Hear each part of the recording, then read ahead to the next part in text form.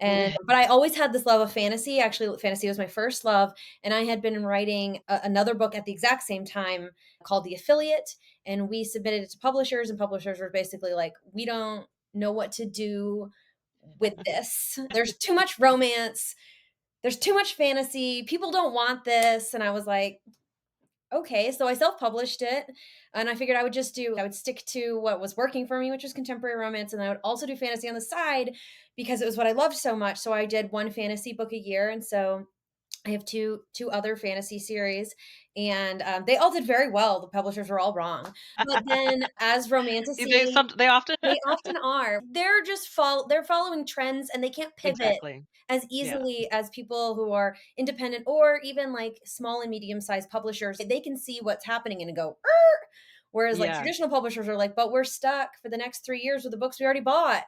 Yeah. And so as tides started to shift and we saw, like, Sarah J. Maas's Court of Thorns and Roses really take off, and then From Blood and Ash really took off with Jennifer Armentrout, and then, of course, Fourth Wing was huge. I was sold before Fourth Wing, but I could see that the tides were shifting, and so I started shifting. So I wrote Wren in January of 2020, and I sold it in March of 2022, and I was actually really good friends with Rebecca at the time, and I called her and was like, "I have an offer," and she's like, "Wait, they're doing fantasy?"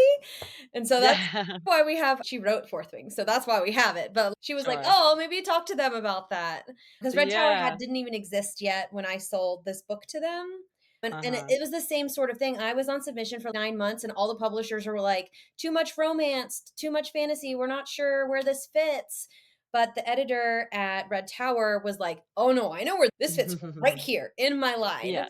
So Yeah. and you can see that with a lot of the stuff that they're doing. They're really taking the things that people already Yeah. like mine has got that urban fantasy, so Six of Crows, but also, like, the urban fantasy of, like, the heists and, like, shadow hunters, but different. And then the one that just released, like, Abigail Owen's, book is like Percy Jackson and but Yeah.